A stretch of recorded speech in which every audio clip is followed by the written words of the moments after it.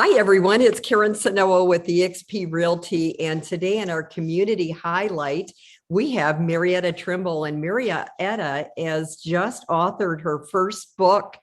And I'm so excited. It's called This Time on the Right Track. So welcome, Marieta. Thank you, Karen. Good to be here. Yeah, I'm so excited. So me and Marieta met gracious a few years ago in a Bible study. And she was talking about doing this book and being an author. And here she is with her finished product. And so excited for her.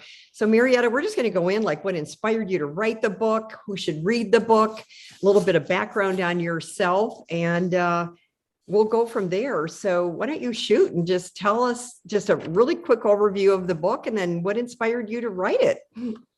Absolutely. Thank you, Karen. Well, this book, it took me 15 years to write, believe it or not.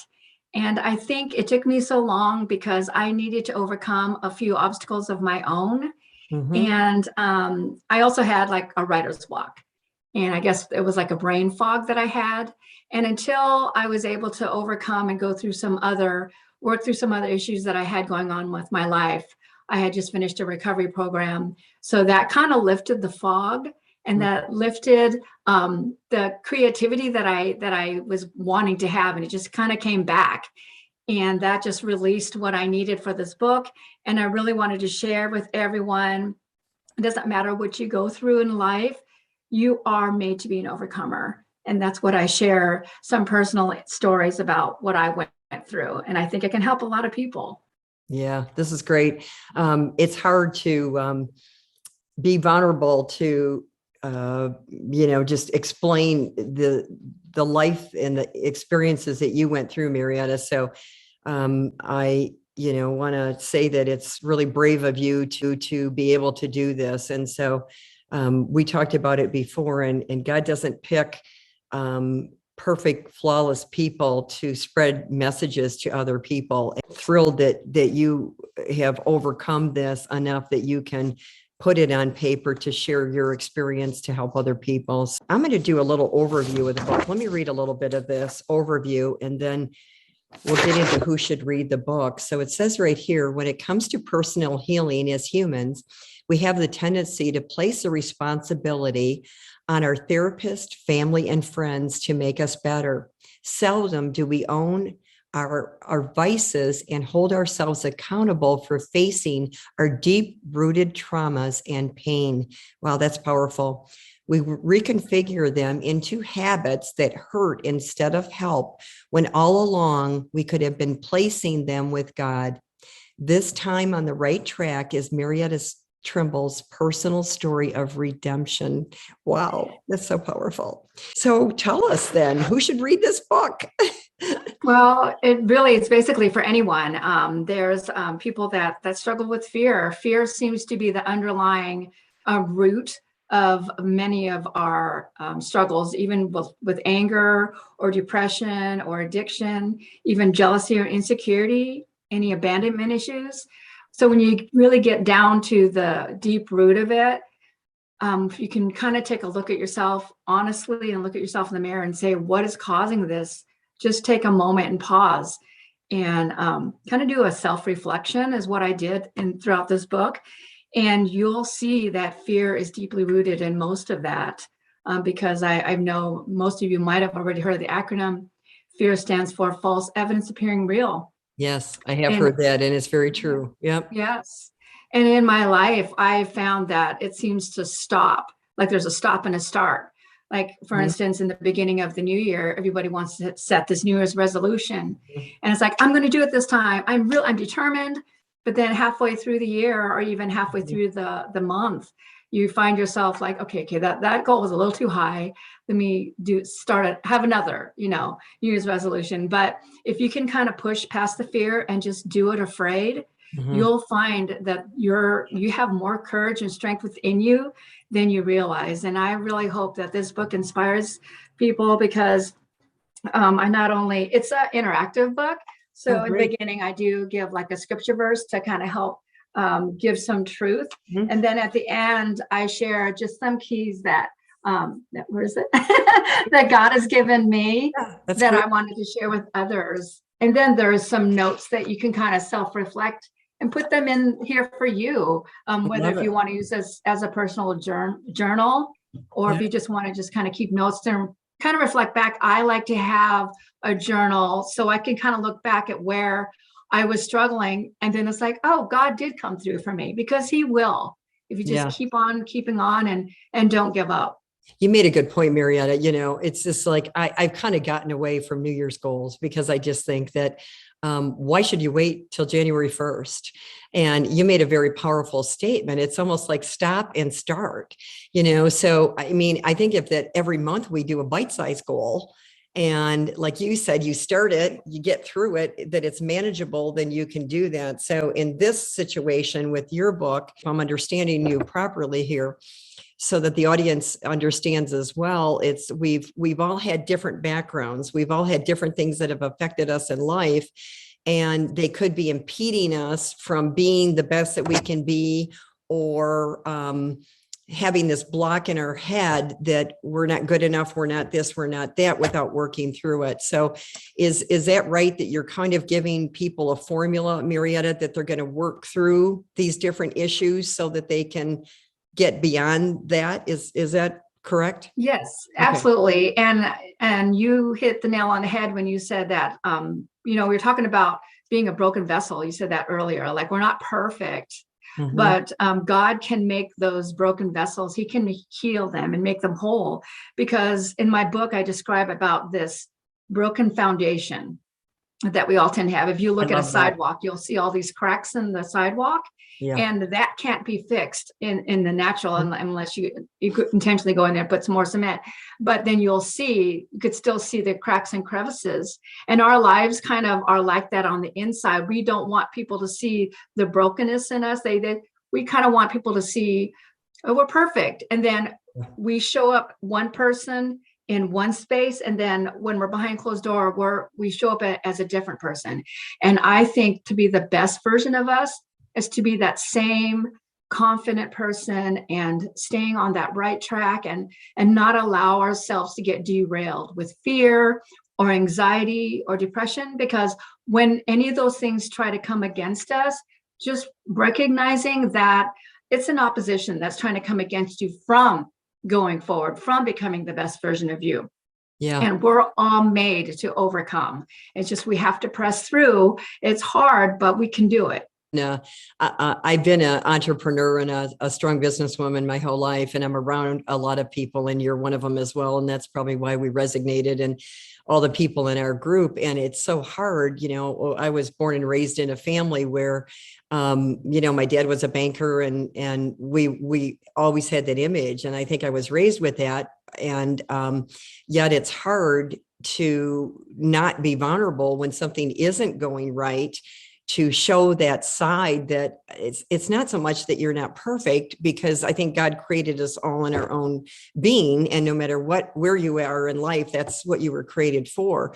But I think that, we always want to have that image that we're together, and, as strong as we are and as effective as we are as business people and good at our craft and what we do, it still doesn't mean that we don't have issues. And sometimes we need to relinquish that to tell people about it, to move on. So I like that. I never asked you, where did you come up with the name? So believe it or not, I was in prayer, and the title of my book was actually going to be called Rock Bottom. Because when I started starting to rewrite my book, I was like, I have hit my rock bottom and I've got to pick myself up. But then in the middle of prayer, I felt the Lord was saying, this time on the right track. And he was saying, make your rock bottom one of your chapters. But because we all get derailed and we all find things that we stumble across, doesn't mean that it's over. Doesn't mean our story ended and that's just the way my life is. That's my story. Because you can get back on the right track and you can rewrite your story. I encourage you that at the end of my book, to go ahead and rewrite your story. If you had an abusive relationship in the beginning with your family, or it was just dysfunctional, like mine was in the beginning, it's that's okay, because those kind of things that came into your life made you stronger, makes you who you are today. And then you can kind of move on from there and say, I'm going to rewrite my story from this day forward. This is my new beginning. This is the beginning of my life. So I can reference this in golf, Marietta. And when you golf, if you have a bad hole and you have this like, oh my gosh, I had this bad hole, your whole game will be ruined, right? So referencing back to your stop and start, you have to, at the end of that hole, say, stop. It was only one hole. And I just love this because I'm staring at your book picture here with the tracks. And I'm like, you know what? You can get, I'm picturing this train going like this. And it's like, if you just take one step to put those back on the track, then you don't have to derail. So I love that you're giving people the skills that now they can say, okay, it's okay. We're going to get off track. But now she's giving me the tools and the skills to recognize how to reform this. And would you read just a little introduction to the book? I know there's a couple little chapters here. I think that would be helpful for people. And then we'll go on to how this can help your readers. That would be great. Absolutely. I would love to. Thank you, Karen. I'm going to read an excerpt from my introduction. And it says, oftentimes we can experience these moments of failure, no matter how hard we study, work, or persevere. When failure does find us, we might simply label it as a disappointment, or if we think it worse, a devastation. We could quickly move on or find ourselves way down as if cement blocks had tied to our feet. But some people allow their failures to drag them into a deep, dark pit of despair until eventually they do hit their rock bottom without a glimmer of hope for recovery. I'm speaking as someone who has been at that pit of hopelessness and despair, which is why I can say with confidence that there is hope for recovery. Our circumstances, no matter how grim they may seem, can be changed and we can feel whole again. So what I want to say at the end is that there's anything you take away from this book, I want you to know that you are not a failure. Yeah, that's awesome. So how would it help anybody that's out there, your readers that decide to buy this book? Yes, absolutely. Like I said, I really want to reach everyone, and really, especially the ones that are hurting and people that have been kind of living with these, how the enemy can kind of lie to us. And sometimes when we hear a lie, it almost sounds like the truth. But if it doesn't feel right in here and it's bringing you down, that's not the truth, because just an encouraging word is what will lift you up. And sometimes that's what we need. And I hope that my book will encourage people to get back on the right track. But God's just really been blessing me and giving me opportunities to speak at different platforms, whether it's in a church or a recovery center. But I'm really excited to just share my story, because we all have a similar story. We all have our own journey. But like I said, it doesn't matter how you started or began, how sad your story could be. It doesn't have to stay that way, and you can rewrite it. So once again, I just commend you that you've been vulnerable enough to get past that point. As you said, none of this happens overnight. It's the things that you went through, and then just having the self-discovery of, oh my gosh, like, we don't have to live like this. I don't have to live with this. And these traumas that I've had in my life, and seeing the light that has opened the door for so many people is super exciting. Nobody's a failure, no matter what. And it's all a mindset, like you said. I can't just emphasize that your point of the stop and start is so important in here. What your journey is now, obviously, you did the book, and now you want to help people additionally other than the book. So tell us what you're offering out there now with your ministry. Absolutely. My husband and I organized J&M L.I.F.E Ministries, and God did give me the acronym for what is life. And that's kind of what started this journey of healing. Life actually stands for living intentionally for eternity. And it's like, if you can kind of take a look at that way, it's like our lives are meant to live a legacy.